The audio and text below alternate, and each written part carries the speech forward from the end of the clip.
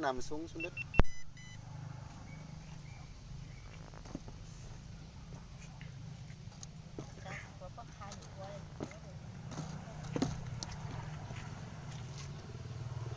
Chạy ra đó tìm một tí lò đi chỉ ra đi. Sẽ mới yên lại sao nhưng mà ra má.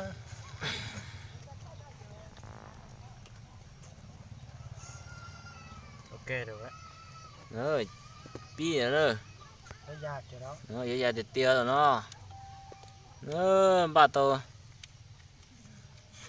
Địa bảo phong bao trâu ta không nó liệu. Chẳng hay dùng được ha. Được. Rồi bỏ cái kiềm không chịu. Đâu có 7 phút là thì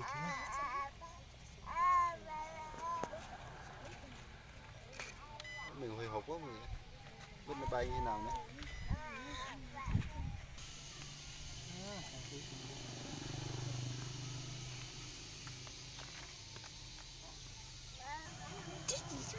nữa. Tao tao khó luôn. Alo điều khiển Có là như thế mà. nữa.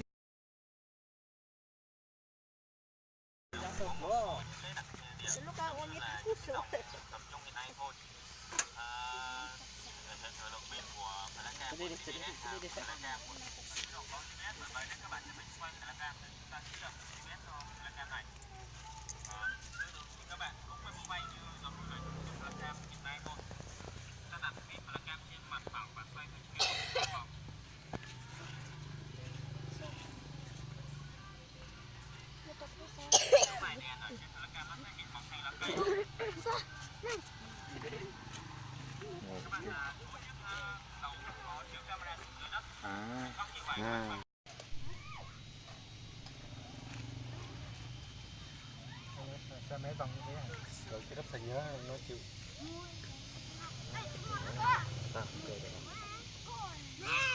Anh thấy ở ra mày hết rồi, anh giá biết chẳng mà giá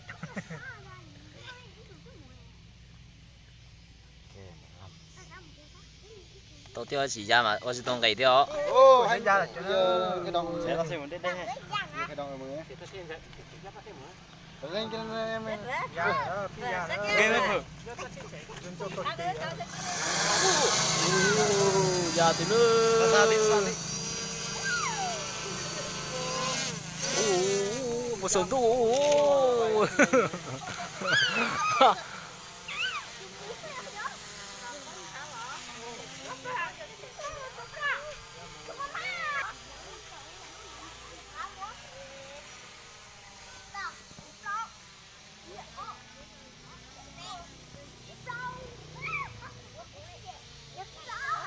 Ra từ kia nữa.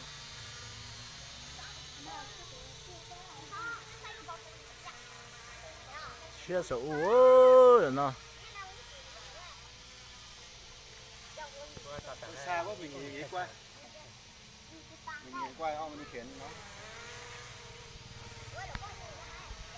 Có ra một chữ nữa, nó sẽ bỏ đấy. Tao Đó tao. là chọn cái giờ đây. Là lỡ nữa chỉ bao dân ngày đi chợ. Chán rồi, giờ nào giờ chán rồi. Đây cái kia.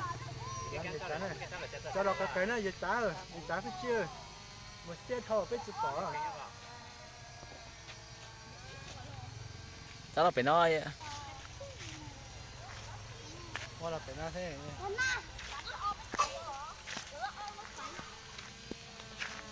Lỡ nữa.